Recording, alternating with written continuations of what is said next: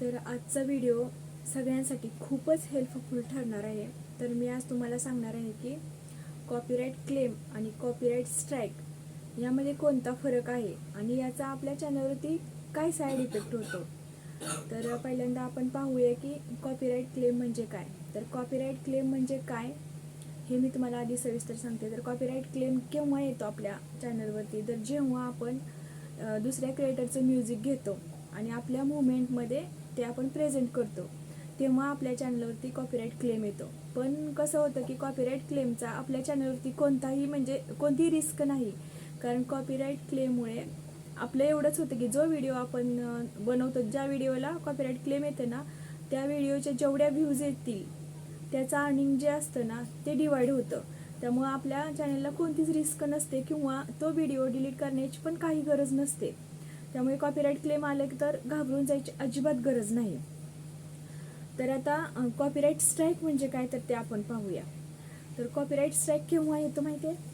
Copyright strike केव्हा येतो, जेव्हा आपण आपल्या चॅनलवरती एखाद्या क्रिएटरचा आहे असा व्हिडिओ विदाऊट चेंज करता जर आपण डाउनलोड केला तर आपल्या चॅनलवरती कॉपीराइट स्ट्राईक येऊ शकतो म्हणजे येतोच. तर होतं कसं माहिती आहे का, स्टार्टला आपल्याला एवढी यूट्यूबविषयी माहिती नसते, पण यूट्यूबच्या क्रायटेरियानुसार स्वतःचं कंटेंट प्रेझेंट करणं खूप महत्त्वाचं आहे.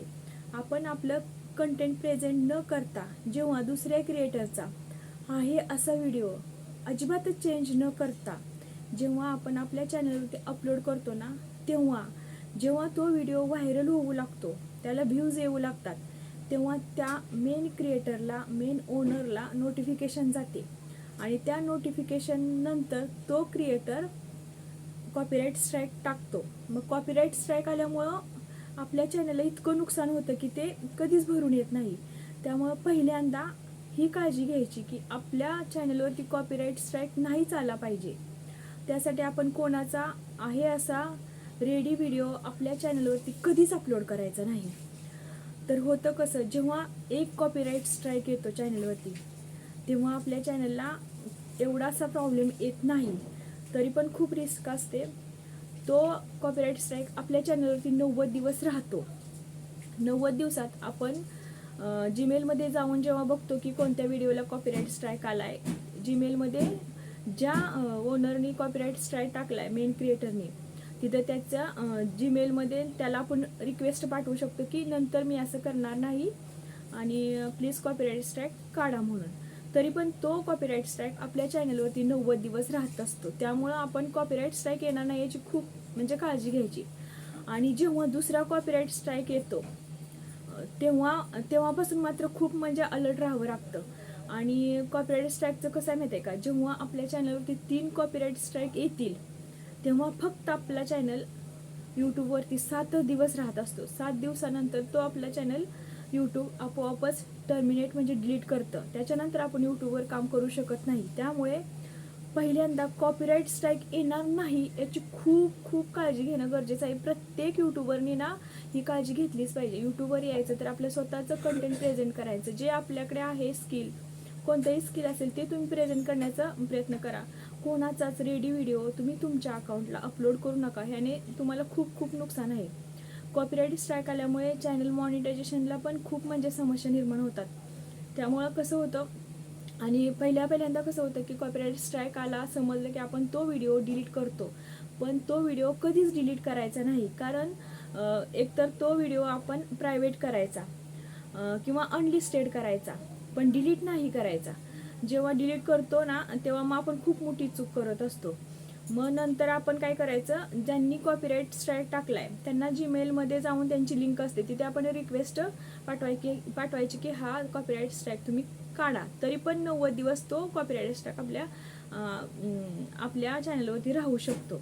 म्हणून कॉपीराइट स्ट्राईक येणार नाही याची खूप खूप काळजी घ्यायची. कॉपीराइट स्ट्राईकमुळे आपल्या चॅनलचं खूप मोठं नुकसान होतं की ज्याने आपण नंतर आपल्याला म्हणजे खूप पश्चाताप होतो की आपण तो व्हिडिओ उगीच अपलोड केला असं तसं. म्हणजे आपण स्वतः त्रास घेऊन आपण स्वतः आपलं कंटेंट तयार करून अपलोड करणं खूप चांगलं असतं. कॉपीराइट स्ट्राईकचा आपल्या चॅनलवरती म्हणजे खूप खूप म्हणजे परिणाम होतो. म्हणून कॉपीराइट स्ट्राईक येणारच नाही याची खूप खूप काळजी घ्यायची. तरच आपला चॅनल यूट्यूबवरती सेफ राहू शकतो. आणि सगळ्यात महत्त्वाचं, कॉपीराईट क्लेममुळे काहीच नुकसान नसते, पण कॉपीराईट स्ट्राईकमुळे खूप आपल्या चॅनलचं नुकसान असते. म्हणून सगळ्या यूट्यूबरनी छोट्या मोठ्या की कॉपीराईट स्ट्राईक येणार नाही आणि आपला चॅनल डिलीट नाही होणार याची काळजी घ्यायची. तर हा व्हिडिओ ना सगळ्या यूट्यूबरसाठी खूप फायदेशीर आहे, कारण आत्तापर्यंत कोणीच असा व्हिडिओ बनवला नाही आणि कॉपीराईट क्लेम आणि कॉपीराईट स्ट्राईक यामधला फरक पण नाही सांगितला. पण मला खूप गरजेचं वाटलं की हा असा व्हिडिओ बनवणं खूप गरजेचं आहे, कारण का प्रत्येकजण कसं होतं, कॉपीराईट क्लेम जरी आलं तरी व्हिडिओ डिलीट करतात आणि मग व्हिडिओ डिलीट करण्याची गरजच नसते. जसं आपण व्हिडिओ डिलीट करतो ना, तसं मग यूट्यूबवरती बॅड इम्प्रेशन पडताना आपले व्हिडिओ पुढे रिकमेंड होत नाहीत.